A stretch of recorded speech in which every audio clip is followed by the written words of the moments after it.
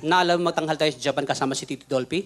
Oh, 5 days tayo ron. Sa loob ng 5 araw na yan, pinag-aralan ko salita ng Hapon. Sa 5 araw lang. Na ako'y magawin ng Frankfurt, Germany, pinag-aralan ko salita ng Germans. German? Na ako'y magawin ng France, pinag-aralan ko salita ng mga French. Sandali. Ibig mo sabihin, Hapon, French, German, Gusto mo turuan sa kanila walang bayad? walang kalokohan yan. No problem. Nakakaya sa mga bisita natin. Akong bahala. Turuan mo ako ng Hapon. Sure. Ano ba sa Hapon yung mangkiko? Mang Kiko? Oo. Kiko man.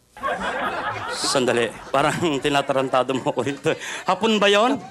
Mangkiko, kikoman. Yeah. Parang toyo eh. Ano sa Hapon ang magazine? Wakasan. Comics yan eh. Yan ang magazine sa Hapon. Wakasan. Yan. Ano sa Hapon ang mayaman? Nakakutsi. Anong nakakutsi? Hindi ka mayaman doon, magkakutsi ka. Klasang Hapon. Parang Tagalog talaga Akong eh. bahala. Ano sa Hapon yung binitay na? Ichigaray. Patay na yun eh. Ako, kaya binabagay ito tularan eh. Serious tayo. Serious. No more fooling around. No more fooling around. I-Englishin ko, hahaponin mo. English Hapon. Serious na. Serious. Ano sa Hapon ng is this your car?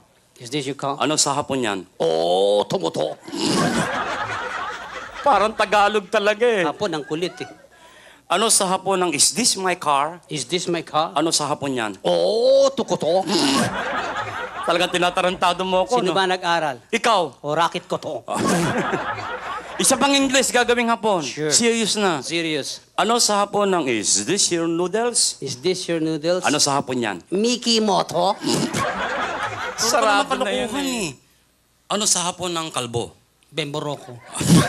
Artista yun eh. Sa tatong hindi pa inihalo sa Tagalog yun. Sa mga hayop naman tayo. Sa hayo. Ano ang baboy sa Hapon?